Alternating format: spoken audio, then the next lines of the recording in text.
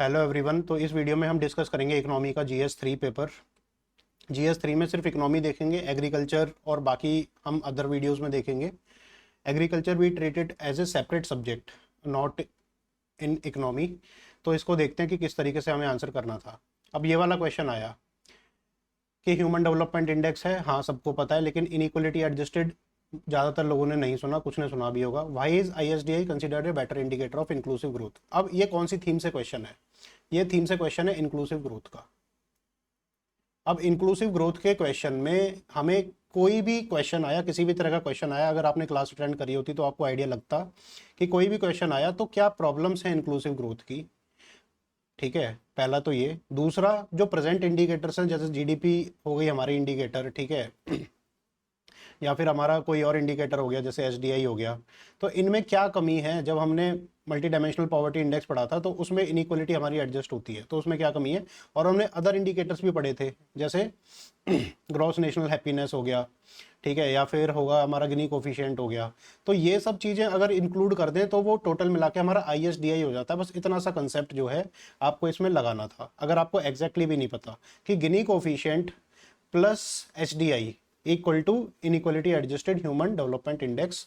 तो ये इसमें बताना था। अब दूसरा है कि क्यों हमारे प्रेजेंट इंडिकेटर्स जो हैं उनमें क्या कमियां हैं, ये हमने बहुत अच्छे से कराया था। इंक्लूसिव ग्रोथ क्योंकि हमारी थीम का था तो पूरी थीम हमने इसमें दे रखी है। देखो, पूरी अलग से PDF ही बना रखी थी इंक्लूसिव ग्रोथ की, क्योंकि बहुत सारे क्वेश्चन पहले भी आए हुए हैं कि इंक्लूसिव ग्रोथ क्या है, कंपोनेंट्स ऑफ इंक्लूसिव ग्रोथ क्या है। क्योंकि SDI जो है वो पॉवर्टी रिडक्शन का नहीं देता है, वो ह्यूमन डेवलपमेंट का देता है। ठीक है, तो MPI इसमें है कि नीति आयोग का भी मल्टी डायमेंशनल पॉवर्टी इंडेक्स आता है।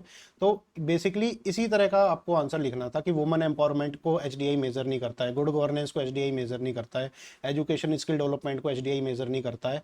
ठीक है, इक्वल अपॉर्चुनिटी मिले, हमारी रूल ऑफ लॉ हो, इसको जो है SDI प्रोसेस नहीं करता है। ठीक है, बेसिक सर्विसेज एक्सेस हो रही है कि नहीं हो रही, कुछ हद तक करता है स्टैंडर्ड ऑफ लिविंग में, बट नॉट ऑल। गवर्नमेंट की स्कीम्स लास्ट माइल तक पहुंच पा रही हैं कि नहीं पहुंच पा रही हैं, उसको SDI मेजर नहीं करता है। ठीक है, एम्प्लॉयमेंट क्रिएशन को SDI मेजर नहीं करता है। तो ये सारे पॉइंटर्स हमने पहले ही पेज में दे रखे थे इंक्लूसिव ग्रोथ के। ठीक है, तो यही पॉइंटर्स आपको लिखने थे सारे के सारे कि regional disparities in reducing income को वो मेजर नहीं करता है। ठीक है, SDI। तो ये इसमें प्रॉब्लम्स हैं। अब इन प्रॉब्लम्स को किस तरीके से रिजॉल्व किया जाए, ठीक है, ये भी हमने आगे PDF में दे रखा है कि reasons for lack of inclusive growth. तो ये रीजंस इसमें लिखने नहीं थे। ठीक है, कि इनिशिएटिव्स गवर्नमेंट ने क्या क्या लिए हैं, डिफरेंट डिफरेंट इनिशिएटिव्स, उस मतलब ISDI को कंट्रोल करने के लिए हम क्या क्या कर सकते हैं।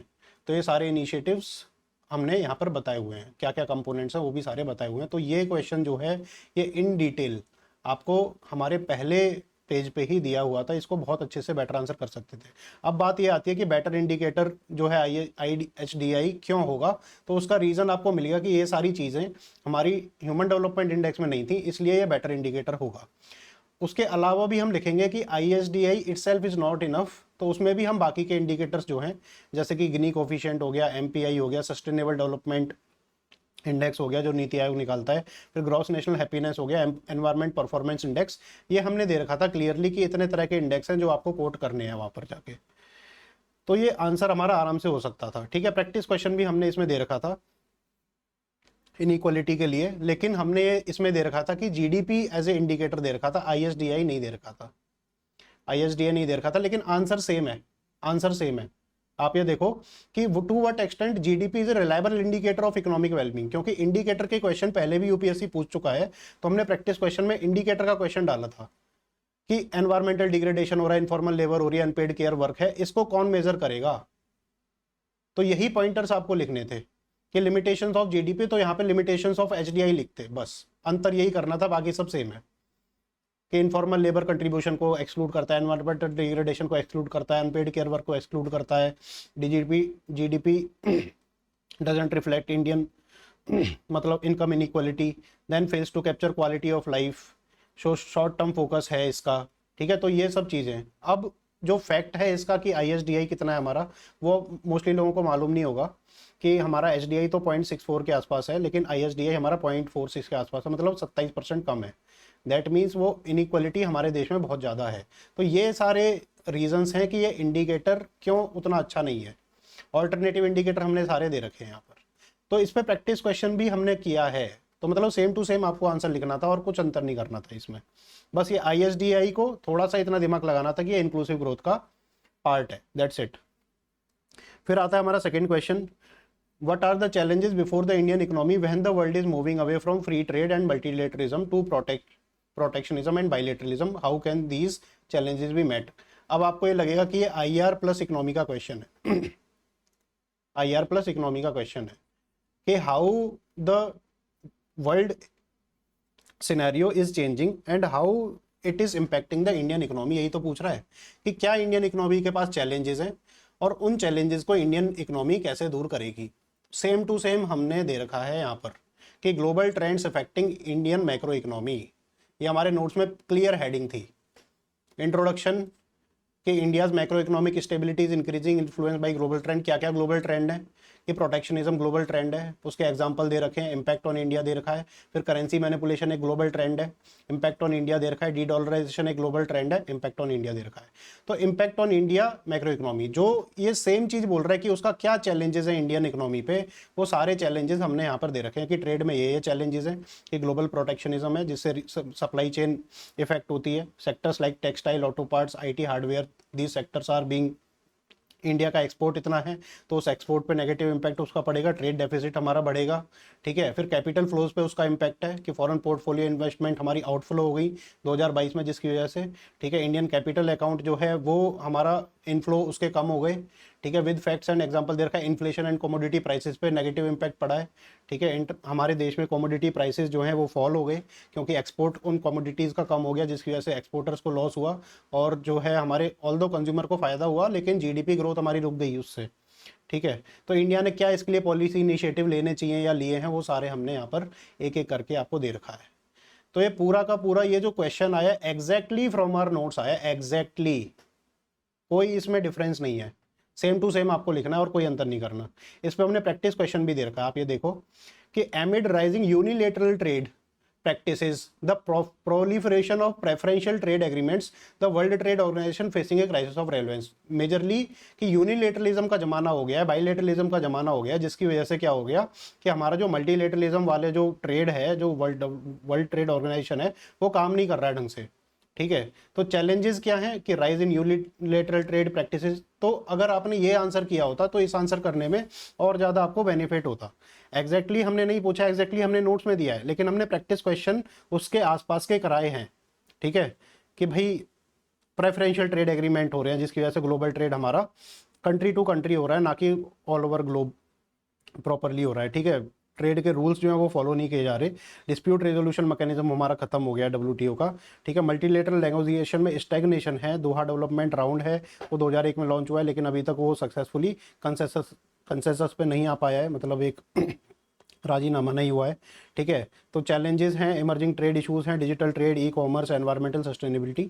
तो ये हमने दिया है कि किस तरीके से हम WTO को रिफॉर्म कर सकते हैं, ये सारा भी हमने दिया है, ठीक है। इसमें एक और क्वेश्चन दे रखा है, ठीक है, ये प्रैक्टिस के लिए कि what is bilateral investment treaty. इसी के कंटेक्स्ट में हमने एक क्वेश्चन प्रैक्टिस कराया है। As India seeks to attract high quality FDI through मतलब bilateral investment treaty, evaluate how domestic regulatory and judicial reform must complement treaty based investor protection.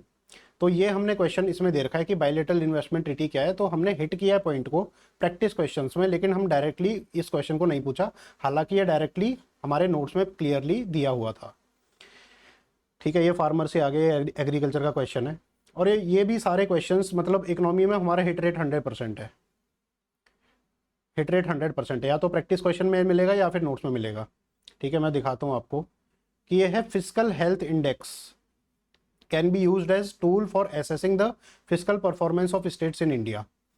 In what way would it encourage the states to adopt prudent and sustainable fiscal policies.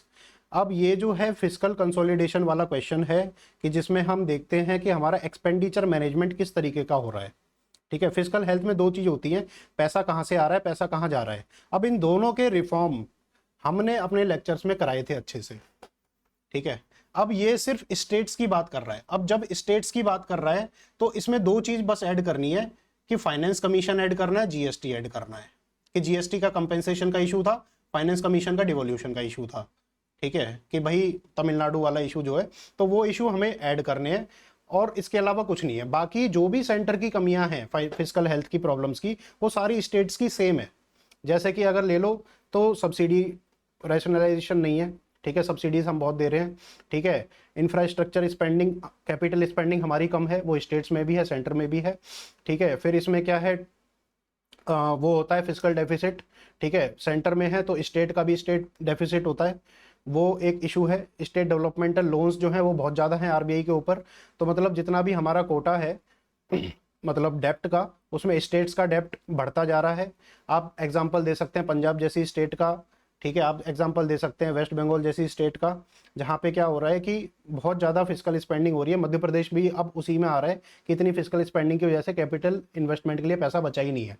फिर बात इसमें कर सकते हैं कि state finance commission हमारा timely बैठता नहीं है, काम नहीं करता, ठीक है। जीएसटी कंपेंसेशन इशू तो हम ऐड कर ही सकते हैं। तो there are lot of points which you can write in the answers to imply that physical health of states are very poor, ठीक है, जिसमें इंडिया के जो पॉइंट्स हैं वो भी आएंगे ओवरऑल, और आप उसमें स्टेट के स्पेसिफिक जो finance commission, GST, state finance commission के पॉइंट्स जो हमने बताए थे वो भी उसमें आएंगे, ठीक है।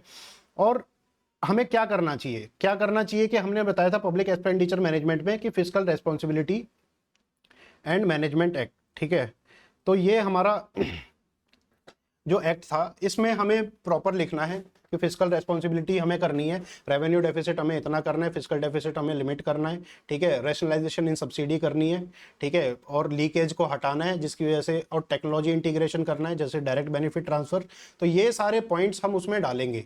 फिर स्टेट फाइनेंस कमीशन को सेंट्रल फाइनेंस कमीशन के साथ हमें जोड़ के चलना है, जिसकी वजह से क्या हो कि फाइनेंस कमीशन जब सेंटर का बैठे तो स्टेट वाला भी अपने इनपुट्स दे। उसमें नीति आयोग को रिफॉर्म करना है ताकि स्टेट की जो पॉलिसीज हैं वो सारी की सारी लगे। सेंट्रल सेक्टर स्कीम और सेंट्रली स्पॉन्सर्ड स्कीम को हमें रिफॉर्म करना है ताकि जो स्टेट्स हैं, स्टेट की स्कीम्स भी उससे इंटीग्रेट कर पाएँ, ठीक है। और जो भी मनरेगा टाइप की जो स्कीम्स हैं जिसमें हम डायरेक्ट सब्सिडी वगैरह दे रहे हैं, फ्री में दे रहे हैं, उनको हमें बाकी के जो टारगेट्स हैं, जैसे आशा एएनएम के हेल्थ टारगेट हो गए, हमारे सर्व शिक्षा अभियान के जो एजुकेशन टारगेट हो गए, उन टारगेट्स को साथ में लेके चलना है। तो ये सारे हमारे आर्गूमेंट्स हैं जो हम इसमें डाल सकते हैं, और ये हमने बताया था कि कैसे डालने हैं, ठीक है। मैं आपको बताता हूँ कहाँ गया हमारा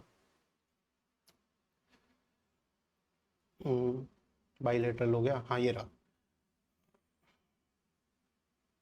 हाँ ये भी हमने दे रखा था, वो पिछले वाले क्वेश्चन का एक और क्वेश्चन हमने दे रखा था उसी से रिलेटेड, कि इंडिया क्यों मिडिल इनकम ट्रैप में फंसा हुआ है। तो उसमें भी आप ये जो पॉइंटर्स हैं वो भी लिख सकते हैं कि भाई प्रोटेक्शनिज्म वगैरह की वजह से इंडिया मिडिल इनकम ट्रैप में फंसा हुआ है, ठीक है। तो ये पब्लिक एक्सपेंडिचर मैनेजमेंट का हमने दिया हुआ है सिस्टम। अब पब्लिक एक्सपेंडिचर मैनेजमेंट में क्या क्या है, कि क्या ऑब्जेक्टिव है इसके, कि Indian state has manage public expenditure after economic liberalisation, वो अच्छे से हमने नहीं किया है। तो क्या ट्रेंड्स हैं इसके, कि फिजिकल डिसिप्लिन पे हमने किया, सब्सिडी रैशनलाइजेशन पे हमने किया, ठीक है, और कैपिटल एक्सपेंडिचर पे शिफ्ट होना चाहिए। अब ये तीनों चीज़ स्टेट के लेवल पे नहीं हुई, ठीक है। फिर central sector, centrally sponsored schemes को हमने रिफॉर्म करना चाहिए। फिर लीकेज अकाउंटेबिलिटी को हमने इन सोशल स्पेंडिंग रिफॉर्म करना चाहिए। फिर रोल ऑफ टेक्नोलॉजी को इंटीग्रेट, जो मैंने अभी पॉइंट्स बताए वो मैंने अपने दिमाग से बताए, लेकिन देखो नोट्स में भी सेम टू सेम पॉइंट्स लिखे हैं और यही आपको लिखने थे उसमें, ठीक है। इश्यूज इन पब्लिक एक्सपेंडिचर, क्या क्या हमारे इश्यूज आ रहे हैं विद फैक्ट्स एंड एग्जांपल, सारा इसमें दिया रखा है, ठीक है। कि सेंटर स्टेट फिजिकल फ्रिक्शन हो रहे हैं, कि फंड ट्रांसफर नहीं हो रहे, एम्बिग्विटी, जीएसटी कंपेंसेशन है, सारे पॉइंट क्या और होना चाहिए, कि आउटकम बेस्ड बजटिंग इसमें होनी चाहिए, इंस्टीट्यूशनल रिफॉर्म्स करने चाहिए, फिजिकल काउंसिल बनानी चाहिए स्टैट्यूटोरी, ठीक है, सब्सिडी रैशनलाइजेशन करना चाहिए, one nation one ration card type, और सारी स्कीम्स में भी सिमिलर काइंड ऑफ थिंग्स होनी चाहिए। फिर स्टेट कैपेसिटी को एनहेंस करने के लिए कि सब फेडरलिज्म जैसे स्टेट पंचायत जो है उसमें भी हमें काम करना चाहिए, ठीक है। पब्लिक इन्वेस्टमेंट मैनेजमेंट फ्रेमवर्क हमें बनाना चाहिए।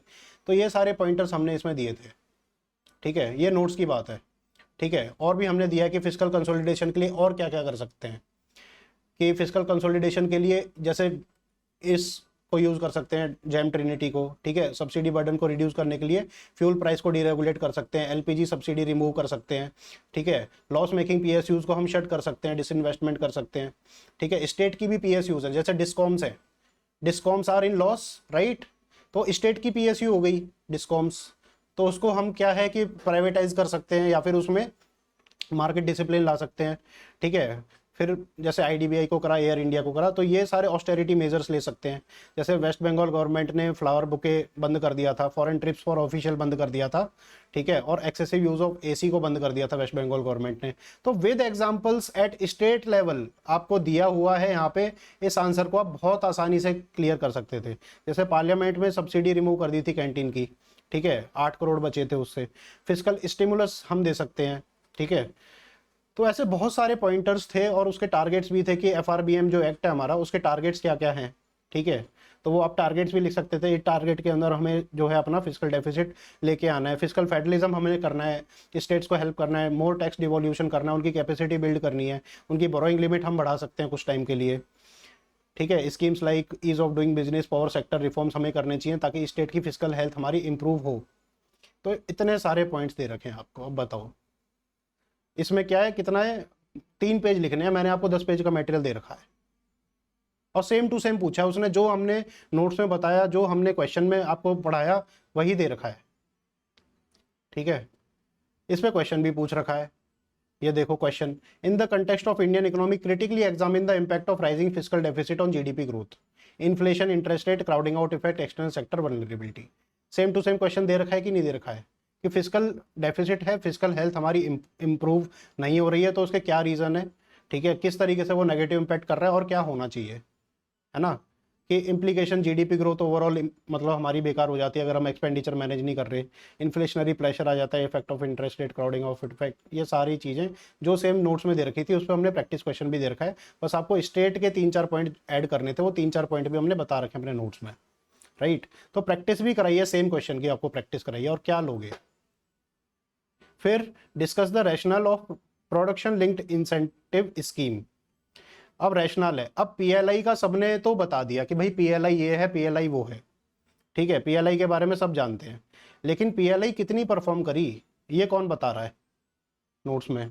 In what way the functioning and outcomes of scheme भी इंप्रूव, और इसको इंप्रूव कैसे किया जाए ये कौन बता रहा है, ये भाई हम बता रहे हैं अपने नोट्स में। देखो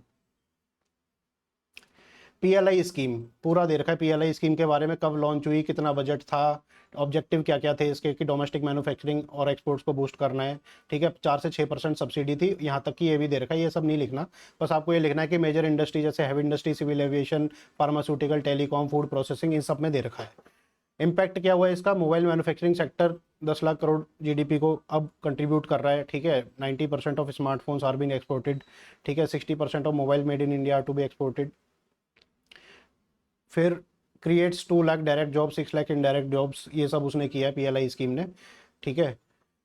फिर आईफोन असेंबली, क्या क्या इसमें अचीवमेंट हो गई, एक्सपेंशन ऑफ ईवी मैन्युफैक्चरिंग हो गया कि अब नई नई ईवी आ रही हैं, आप देखो महिंद्रा की, टाटा की, सबकी ईवी आ रही हैं, ठीक है, पीएलआई फॉर ईवी बैटरीज की वजह से। फिर से growth in semiconductor, display manufacturing, ये सब आ रही है, ठीक है। तो ये दे रखा है। फिर चैलेंजेस दे रखा है कि इसमें चैलेंजेस क्या इंप्लीमेंटेशन में, क्योंकि उसने पूछा कैसे इंप्रूव करेंगे, तो हमें चैलेंजेस बतानी पड़ेंगे कि लॉजिस्टिक कॉस्ट ज़्यादा है, स्किल्ड लेबर नहीं है, डिपेंडेंस ऑन रॉ मटेरियल है, ब्यूरोक्रेटिक डिलेज है, और कैसे हम इसको इंप्रूव कर सकते हैं। इसने बुलाया कि भाई इसको इंटीग्रेट करो पीएलआई स्कीम को, किसके साथ, गति शक्ति मिशन के साथ, नेशनल मैन्युफैक्चरिंग पॉलिसी से इंटीग्रेट करो, एफटीए का बढ़ाओ, बाइलेटरल मल्टीलेटरल ट्रेड एग्रीमेंट्स हम बढ़ाएं इसमें, ठीक है, और फॉरेन इन्वेस्टमेंट को हम करें, ईज ऑफ डूइंग बिजनेस करें, ठीक है, लैंड बैंक्स बनाएं। तो देयर आर लॉट ऑफ अमटीन things that we can think about and all the things we have given in our notes.